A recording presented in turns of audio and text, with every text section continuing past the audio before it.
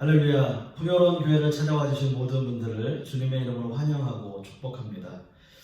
저는 오늘 여러분들과 함께 지어져 가느니라 라는 말씀의 제목으로 은혜의 말씀을 나누고자 합니다. 저는 에베소서 말씀을 함께 나누면서 유독 접속사의 중요성을 많이 강조해 왔습니다. 이런 접속사들은 앞절의 말씀들과 자연스럽게 연결해주는 역할을 하거나 아니면 앞절 그 말씀에 대한 반전의 의미도 주고 있죠. 그런 의미에서 오늘 본문에서 시작되는 접속사인 그러므로 이제부터 라는 이 접속사는 지금까지 바울 사도가 진술해 왔던 내용들을 잠시 멈추어 서서 한 템포 쉬면서 지금까지 설명해 왔던 모든 내용들을 종합하여 정리하고 있는 것입니다. 에베소서의 주제는 한마디로 교회라고 말할 수 있는데요. 바울 사도는 이 교회라는 주제를 이끌어내기 위해서 여러 가지 주제의 말씀들을 이어나갔고 이제 그 결론에 도달하고 있는 것입니다. 바울 사도는 먼저 하나님의 경륜적 역사에 관해서 설명하였습니다.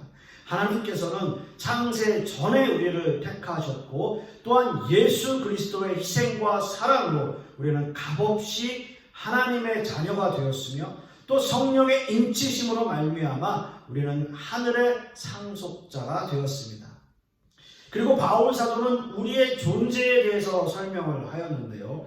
먼저 하나님의 크신 은혜를 깨닫기 위해서 우리는 우리의 존재에 대해서 확실한 인식이 필요했습니다. 우리 모두는 죄인이었고요.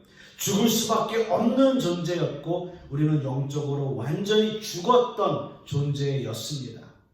이렇게 허물과 죄로 죽을 수밖에 없는 우리를 살리신 분이 바로 예수 그리스도이십니다.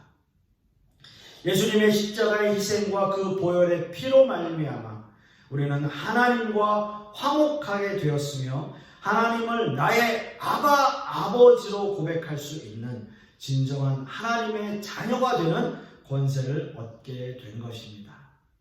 여러분, 이 일에 있어서 우리의 어떤 공로나 노력이 있을 수 없으며 그 어떤 것도 우리의 자랑이 될 수 없습니다.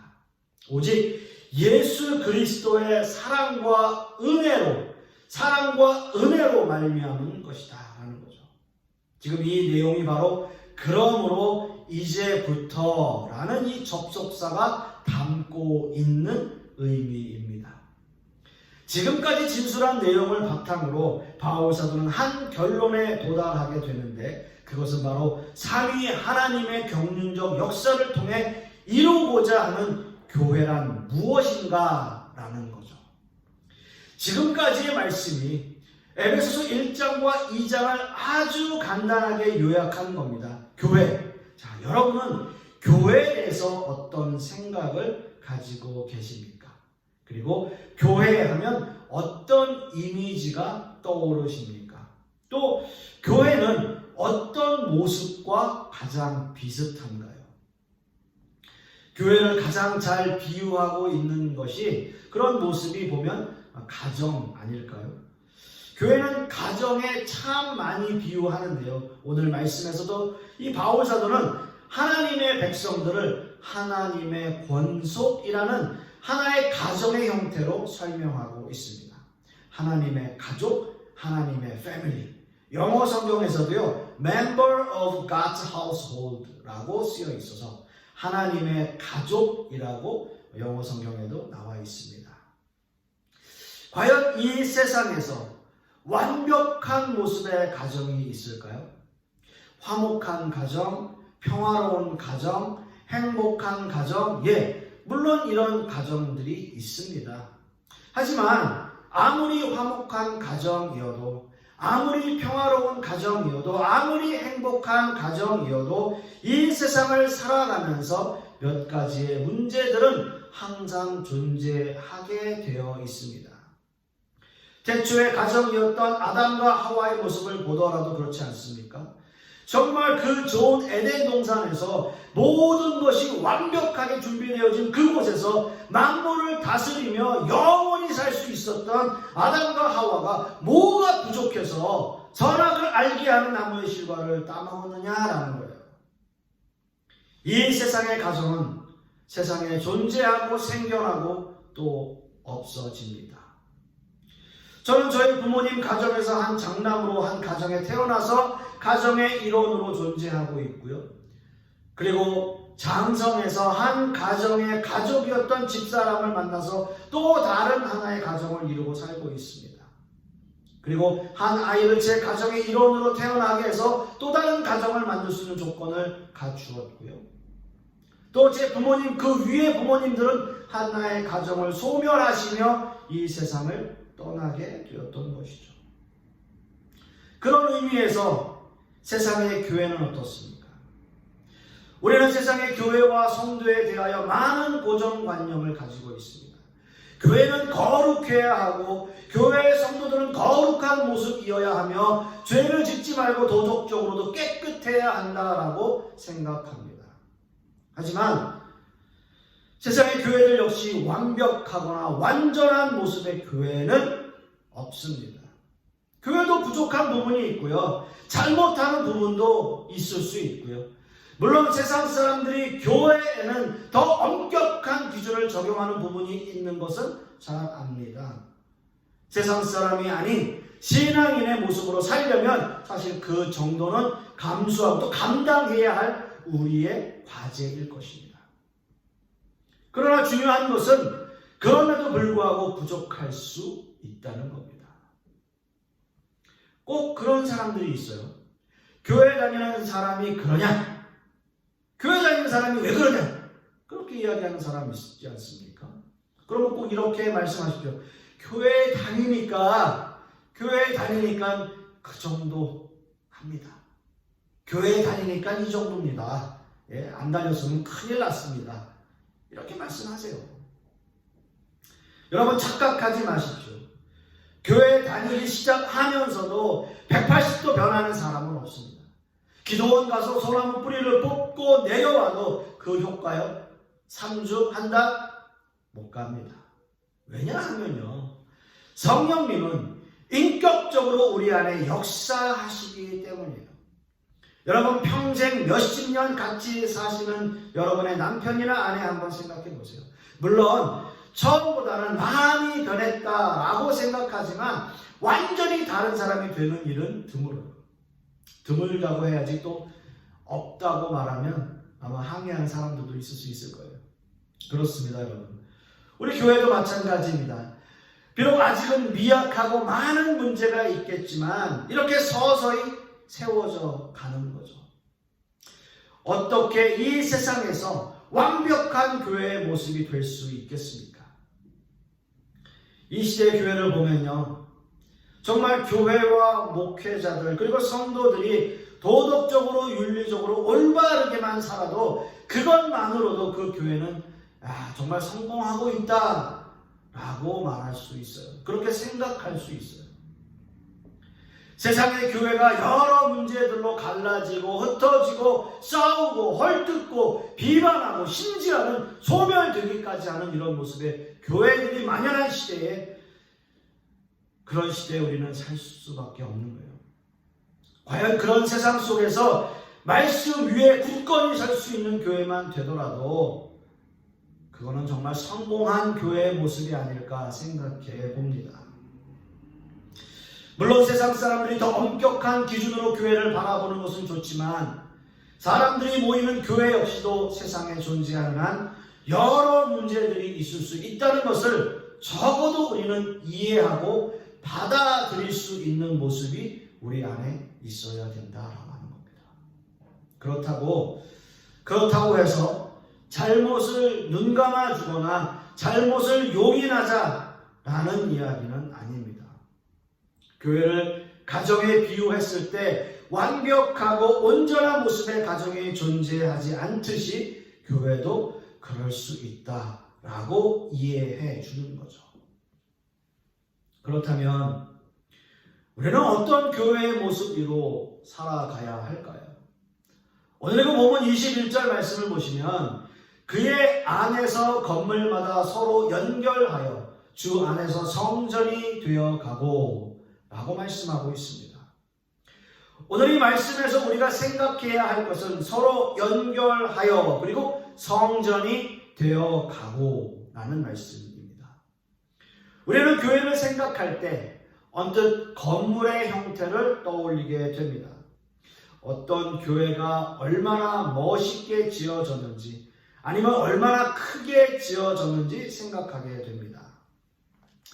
하지만 여러분도 잘 아시다시피 교회의 가장 기본 단위는 하나님을 믿는 성도 개인입니다. 교회의 의미가 어떤 건물을 지칭하지 않는다는 것은 여러분도 너무나 잘 아시는 사실이에요. 사실 초대교회 당시만 해도 건물로서의 교회는 존재하지 않았습니다. 초대교회 사도들에 의해서 회심한 사람이 3,000명, 4,000명, 5,000명이어도 그들이 모이는 장소는 한 가정에 3, 40명 정도의 가정으로 나뉘어 모이는 교회의 형태였습니다.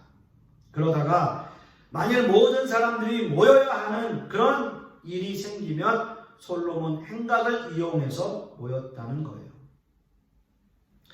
사실 교회가 건물로서 존재하게 된 것은 기독교를 승인한 콘스탄틴 황제부터입니다.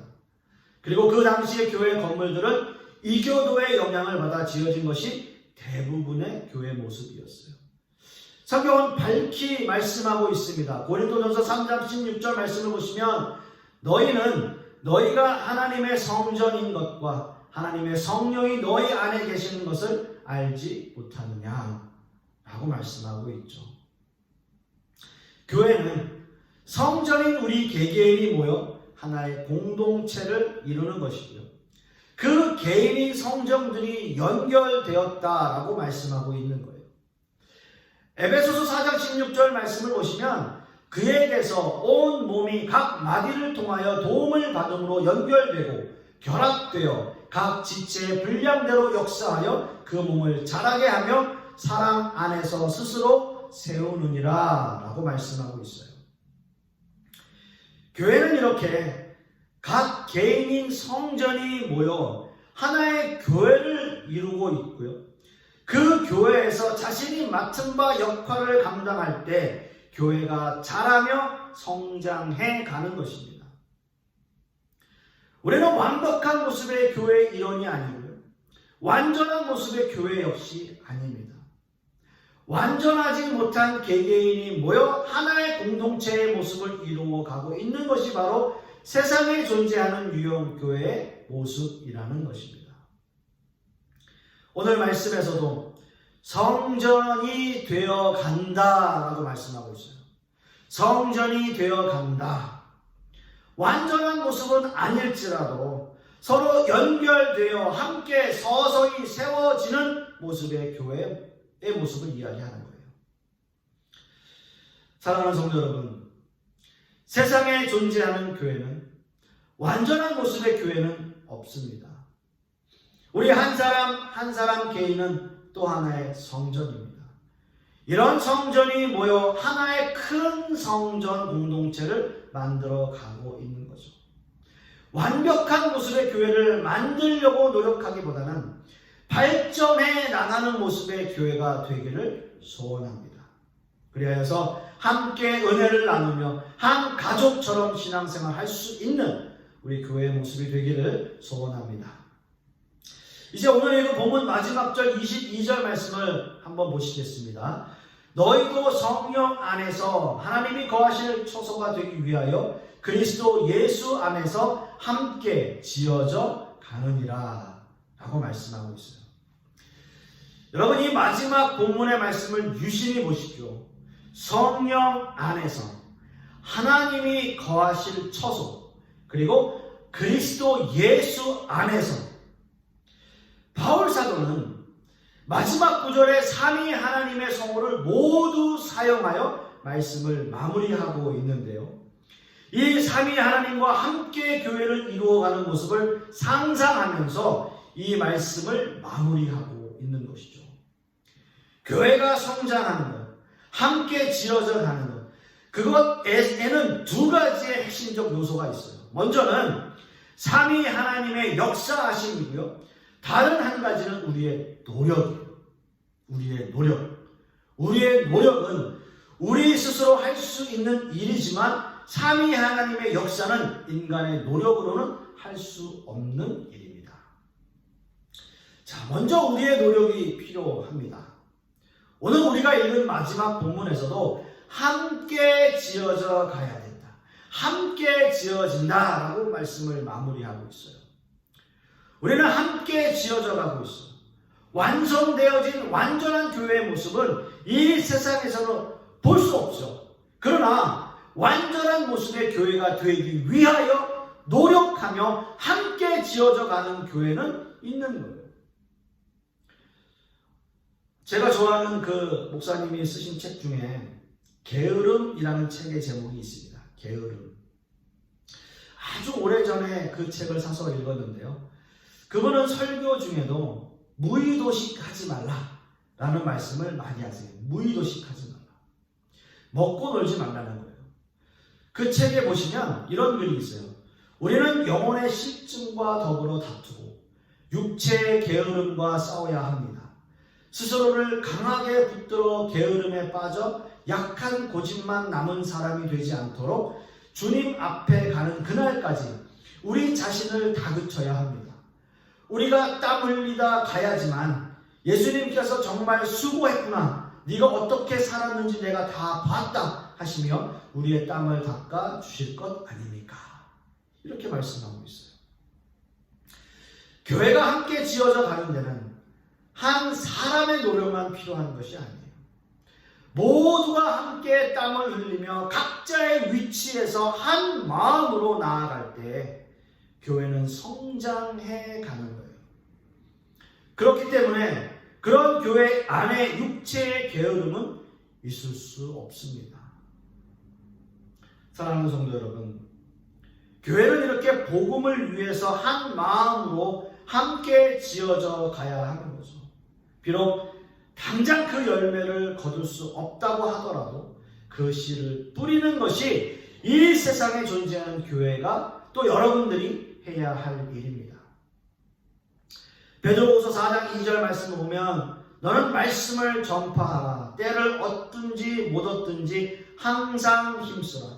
범사의 오래 참음과 가르침으로 경책하며 경계하며 권하라 라고 말씀하고 있어요. 교회의 부흥과 성장을 위해 노력할 것입니다. 하지만 저는 세상적인 방법을 동원하고 싶지는 않습니다.